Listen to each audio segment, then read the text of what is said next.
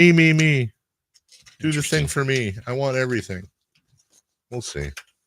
Kayte joining us this morning, voice analyst, of course, and voice of your Sacramento Kings. Good morning, Kayte. Good morning, you guys. Good morning. What are you laughing at? Morning. Just your mental disability. Your mental disability. How was your trip overall? Good to be back. Are you still on East Coast time? Definitely still on East Coast time, but I'm currently pouring my second cup of coffee, and when I say cup, I mean like tumbler. Jug. Tumbler. Jug. I forget. Are you a creamer person or no? So I use half and half, and I heat it and froth it.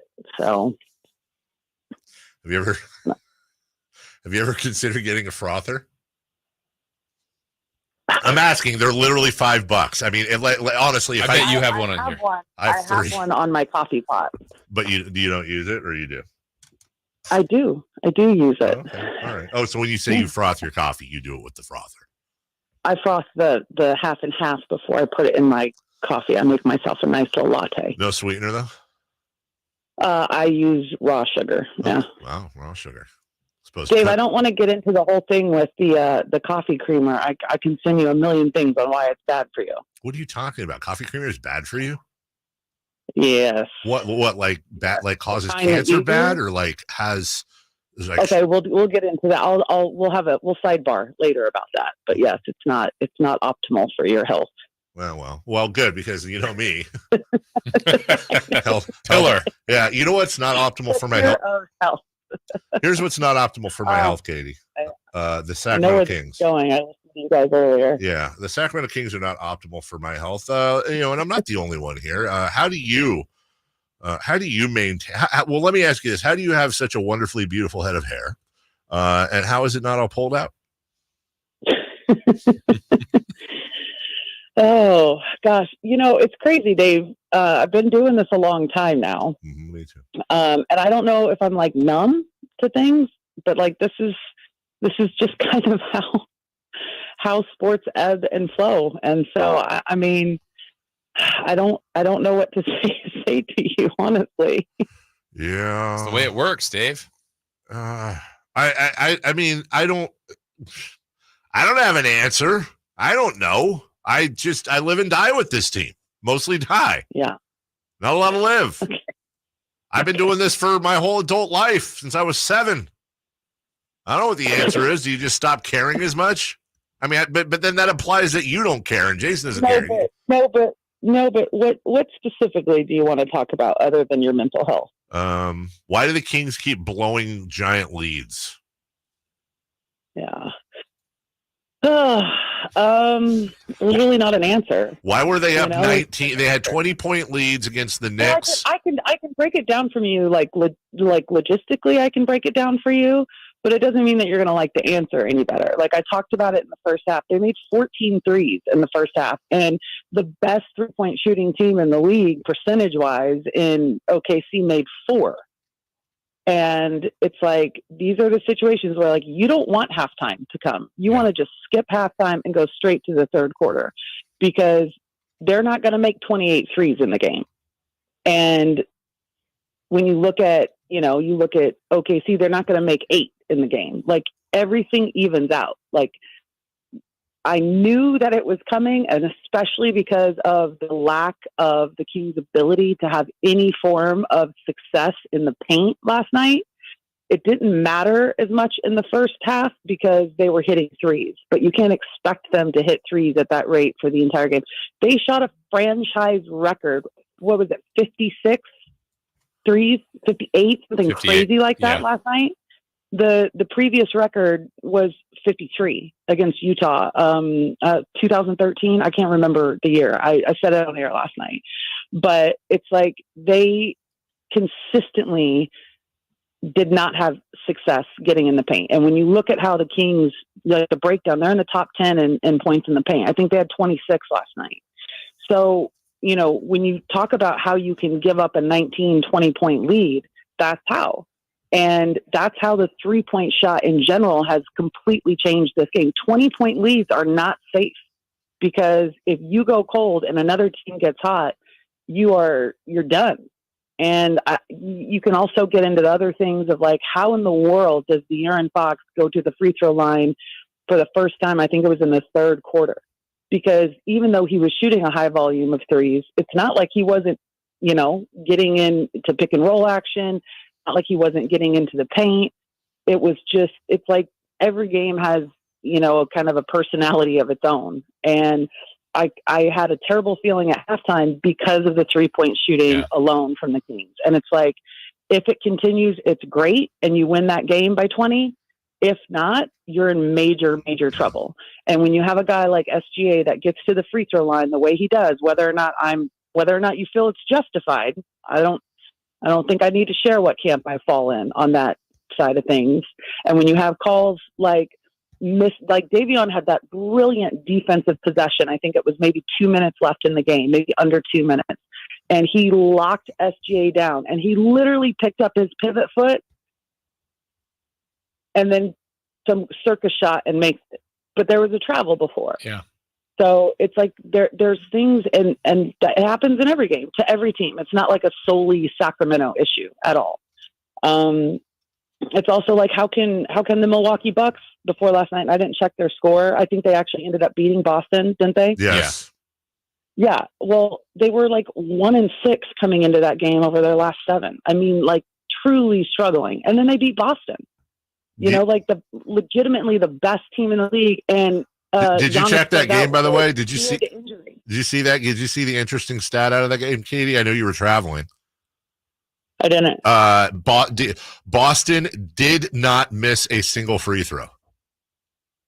They were 0 of 0. And the Bucks were the Bucks were 50% with Jason, league leader. Giannis, considerable league leader in free throw attempts. Giannis Antetokounmpo. The Bucks shot 50% from the line and still managed to win. They were 1 of 2. NBA record. By 9. You're lying. No. There was 4 free throws in that game. There were 2. Boston shot 0 free throws. Boston was 0. Yeah. Okay. 0. On the day where SGA shoots 20. SGA gets 20. Yeah. SGA literally had 10 times more free throws than the Bucks and Celtics combined. Yeah. So it's interesting because Mark Daigneault, who is the head coach for OKC, like right after the break, the All-Star break, I think it was like maybe a month after, maybe beginning middle of March, he went on this tirade of how the game has changed in terms of how the officials are officiating it since the break. More physical, calling less fouls, so on and so forth. And then it becomes a topic around the league, which it's like 100%. It has changed. They changed the way that they were calling fouls. It was more physical, so on and so forth, which is like fine. The thing is, it's about consistency. You need to know going into each and every game what to expect from the officials. And no one, like, you can't tell me, I didn't watch that game, obviously, because we were playing, but you can't tell me that there was 1 foul in that game on a shot. 1. Right. 100%. Yeah. Like, that's not consistent officiating. No. Not at all. And I think that's tough on a night-to-night basis. I want to ask you, Katie, about what you were just addressing earlier about the three-point shooting last night specifically, but maybe more of a season-long thought for the team. My thought is, and I've heard Mike Brown, Jay Triano, a lot of assistants all say threes. We got to shoot threes, volume threes, spray threes, all that stuff. I don't disagree entirely with it, but I think the Kings have a higher view of them as a three-point shooting team. I'll maintain I think they're good at it. I don't think they're great. And I think they can have better nights, but I think last night they certainly fell in love with it, and certainly there's some defensive restrictions with points in the paint. Do you think they think they're a better three-point shooting team, or that philosophy is a little bit out of whack with their personnel? Yeah, I think it's how their offense is. And I think it was the third quarter, like Harrison Barnes struggled last night from the floor. I mean, he was the only one that was consistently getting to the free throw line. He was attacking the paint, drawing fouls. Like, he was the only one that consistently was trying to do that, which you need. And he usually has a really good feel for the game in that sense. And he just was struggling shooting the ball in his third quarter, wide open spray 3, wide open. And he puts the ball on the floor, ends up turning it over. And immediately Mike Brown turns and gets Trey Lyles come up off the bench. And this is very early in the third quarter. And right after that, while Trey's still at the table to check in, there's a timeout, and he goes straight to Harrison Barnes and is like, you have to shoot that shot. Why are you like, That is one thing Mike will do. He will pull anybody that does not shoot a wide open shot. I don't care if you're 0 for 10.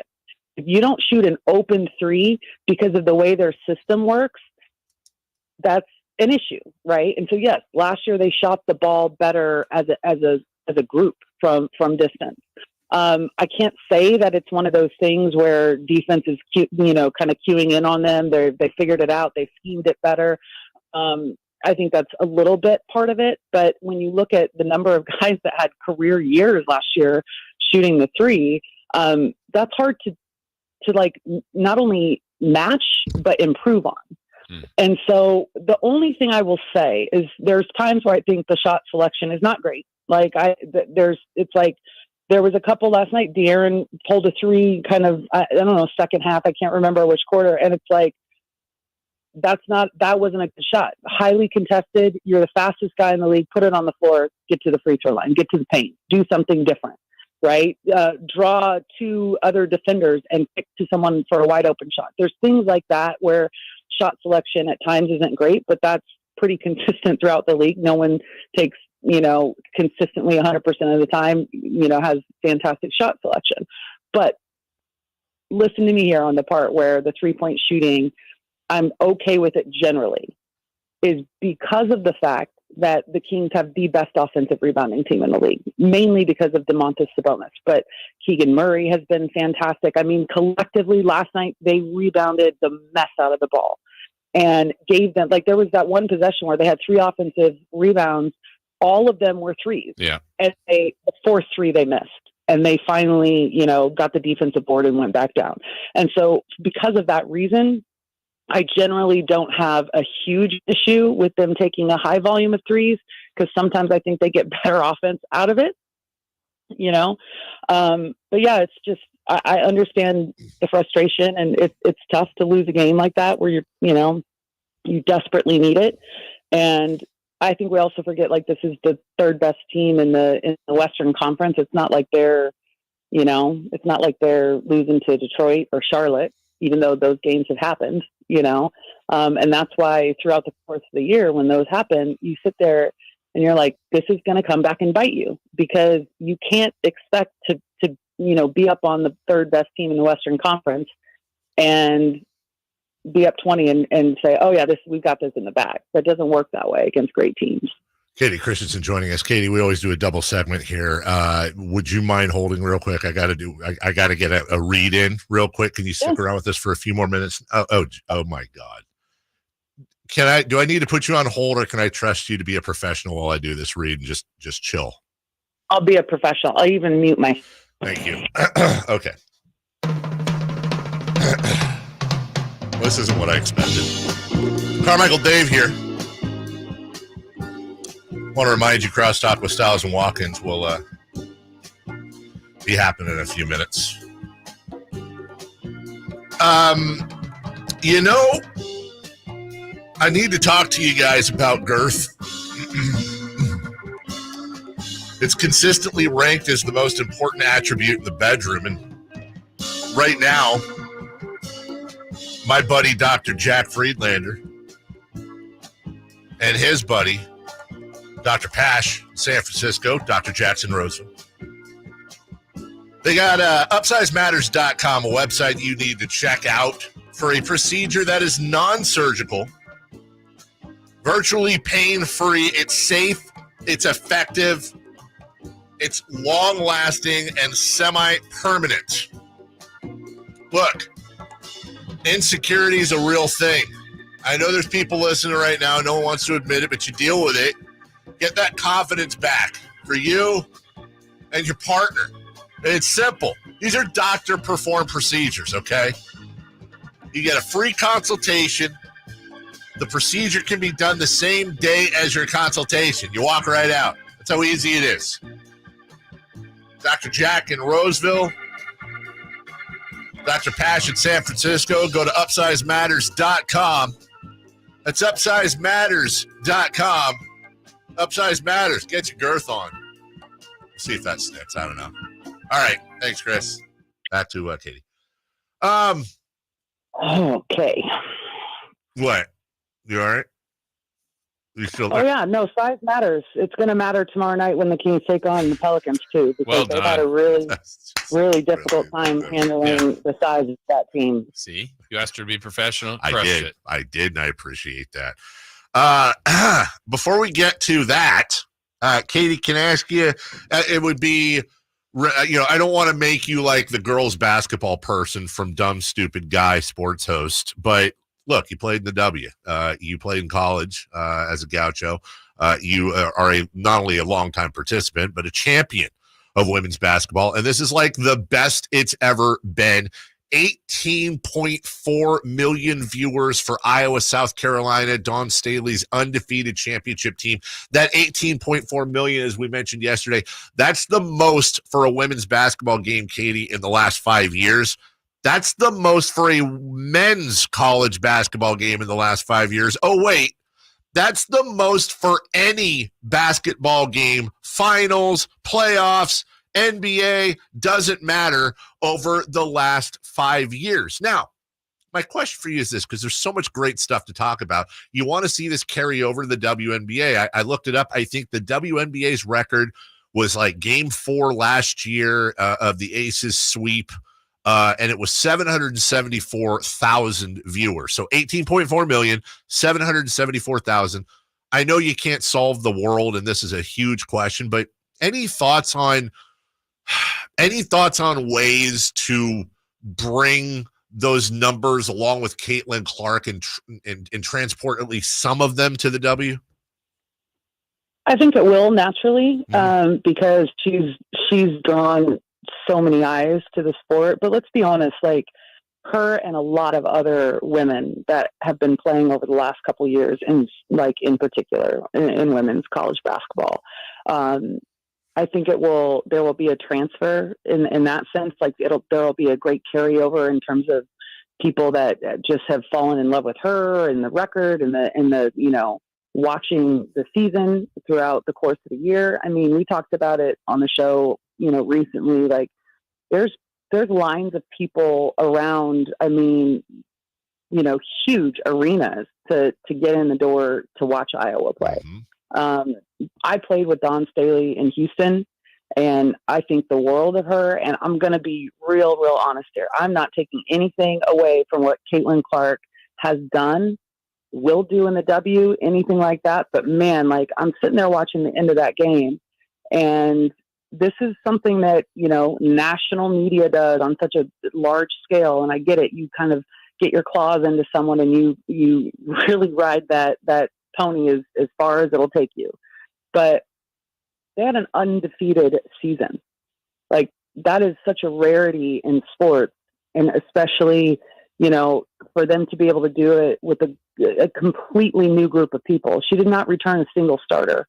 And I'm sitting here and I'm like, this game is over, and all they're talking about is Caitlin Clark. Mm-hmm. And it was a little infuriating to me as a fan of women's basketball, because there's so many great storylines, and the one that you're opting to just, it's like beating a dead horse is just, yeah, we get it. She did a great thing, but like give these other women, give them their moment as well, and the amount of, and this is where I probably shouldn't like spend any of my time, because I don't have a lot of it, but like to look at the posts on Instagram and stuff like that, and then to read the comments. Like I played with Diana Taurasi, her and Sue Bird have that thing, where they whatever they call it, where they talk during the game, as they're watching it, which I think is a really interesting way to watch the game. But man, they took a clip of Sue and Diana on Scott Van Pelt's show, and he asked, and she said, "Reality's coming." Yeah. And man, the amount of shade thrown at Diana, like don't take a snippet of a clip and use it to shape a narrative of basically you're trying to, again, make women hate on other women. And it's bullcrap. It is it's such trash. And everything that Diana said was 100% true. And it wasn't directed at Caitlin Clark in a way of like, you're not nothing, right? Like, trust me, you're going to get here and you're going to get, humbled. Listen, she is playing against kids. She's playing against kids in freaking coming out of high school. You know, she played against freshmen. I mean, literally in the championship game. Like, you have to understand, and this is where I hate it, because it's a lack of respect still for women that are professionals that play year round in the W, overseas. They've been doing it for a decade, and it is a real difference stepping onto that floor with grown women. Doesn't mean that she's not going to be great, and it's not going to be great for the sport. But when someone asks a question like, what do you think that's going to be like? And she says, reality's coming, because it is. It's a lot different. And it doesn't mean that she's hating on her in any way, shape, or form. And listen, they're going to play together on the national team. Like, and Diana is the best teammate that I've ever played with in my life. She is fantastic. Everybody loves her, loves to play with her, but they're going to take this moment and try to turn it into something that it's not, by using just a little snippet of that interview to throw shade. And that's where I'm getting sick of the women, you know, the stuff that's going on with this narrative. Well, and you're so right, Kayte. I saw the entire thing, and actually Sue Bird and Diana were so incredibly complimentary of her and of South Carolina, really, more importantly. And the clip, if you just take the clip, but she went on to say, it's a reality. She's going to be playing against grown women. They're pros, but she will figure it out. She's too talented. Like, there was so much more to it, and really she was very complimentary, but then it was like, wow, look at people throwing shade at her already. I'm like, no, that's not really the way it went. Yeah, it wasn't at all. And also the thing about taking Paige over Caitlin, dude, she played for UConn. Like, don't even ask the question. What do you expect her to say? Well, that loyalty runs deep. And as somebody who played with Diana, and I forget who said this yesterday. I think it was yesterday, but it was said in a very, not tongue in cheek, but she was smiling when she said this, but I think the direct quote was, Diana Taurasi is an a-hole. And then they showed a clip of like her knocking somebody on their butt after Diana got beat. And the gist of the conversation from the player, and again, I'm ashamed I can't remember the name, was she was saying, she's an a-hole on the court. Like, she is super competitive. She will bust your ass. And she definitely, like, this isn't like some cutesy little thing here. Like, she will bust you in the chops, and that's why people love to play with her. Would you say that's accurate? 100% accurate. Yeah. Like, you love to play with her, because I've never seen anyone, and this holds true to this day. And what is she going to play? Maybe another season. The fact that she's still going is like amazing. Because we talk about guys like Vince Carter, like LeBron, like all these people that are playing, you know, into their 40s, right? Well, she plays year round. I don't think people quite understand the brutality of that schedule for the women's players, because they have to go overseas to make money. I mean, they don't make a lot in the W.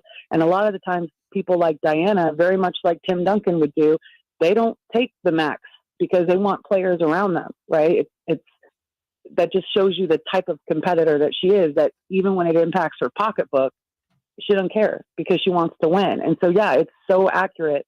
She is an a-hole on the court, and that's why you want to play with her, and that's why you don't want to play against her. And she plays with a swagger that no one has, like, no one can meet that or match it. And I mean, maybe Cheryl Miller back in the day, you know, like, you know, that whole thing of, she's like, did you really score 100 points in a game? And she's like, I didn't play the last 2 minutes. Like, that's her immediate response to it. But I didn't play the last 2 minutes. Kelsey, you know? Kelsey Plum of the Aces, by the way, Chris just told me. Mentality. Yeah, Kelsey Plum of the Aces was the name I was looking for. Thanks to Chris for Laud. But 100 points. Yeah. She said she's an a-hole on the court. Yeah. But she said, again, contextually, though, she was being very complimentary of her. But you know, we've talked about it in relationship to the Kings, and this is one thing that they have not been able, and it's hard. It's like catching lightning in a bottle, right? Every team needs an a-hole. Right. Because it really is something that it's a fierceness, a competitive nature. We're not going to take any crap. Like, you can't push us around. Like, it permeates throughout the team. It takes one person. But I want to ask you guys, seriously, can you think of one in the NBA right now that stands out? An a-hole? Yeah. Draymond? Like that mentality. Like Draymond is, but his is a fine line because as we've seen throughout the course of this season, his hurts his team as much as it helps it. Right. Let's see. Bobby Portis, maybe PJ Tucker. I'm stretching here. Beverly, Patrick Beverly. I don't know. Yeah. Pat Bev is one, but he's also a little bit later in his career. It doesn't have the same impact. Yeah. Dylan Brooks. That's people love to hate him too. But we're talking about the entire league, 30 teams, and we could name maybe 3. Yeah. I don't know if Marcus Smart counts, but I agree. It would be nice. I mean, who would ours be? The closest we have is what, like Trey Lyles? I'm not. You can laugh about it. I'm not lying. Like, he's not an a-hole though. But I get you. You get what I'm saying. He's the one. Yeah, he's the one that you remember. It was Brooke Lopez. Yes. The Nets last year. Like he's the only one. And he's a sweet guy too. Yeah. Huh? I said I'm laughing because he's also a very sweet guy.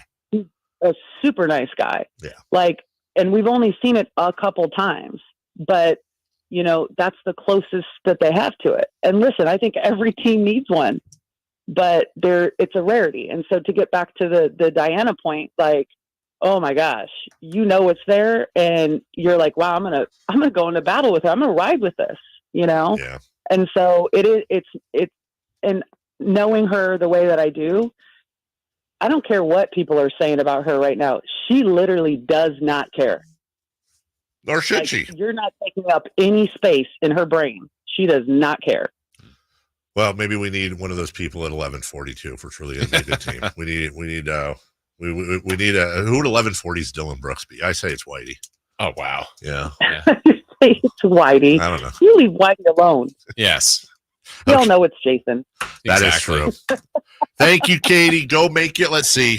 First day back. Go make your dog food. I do need to do that probably tomorrow. You're right. Go grab your scissors and take care of the grass in the backyard. Maybe reset the buckets. In my house, I don't have grass in my backyard. No, that's at least be factually correct. Reset up the buckets in the shower to catch the water that you recycle. All that fun stuff. Whatever it is. But listen, I am at least trying to do my part, sir. You are. You sure are. Every little bit helps. Every little bit counts. Compostable Ziploc bags, the whole lot. Yes. Do you rewash your Ziplocs? You do, right? No, I have compostable ones. Oh. Also, she carries a handkerchief, a bandana. She carries a snot rag in her pocket so that she can save the branch of a tree from carrying Kleenex around. Yeah, you're welcome. Yeah, thanks. All right, that's Kayte Christensen. She is a farm to fork and green as can be, and she is the analyst for the Sacramento Kings. She joins us each and every Wednesday. Thank you, dear. Have a wonderful day, and say hi to the little one. All right, you guys too. All right, take care. Bye. That's Katie. We'll take a break. When we return, what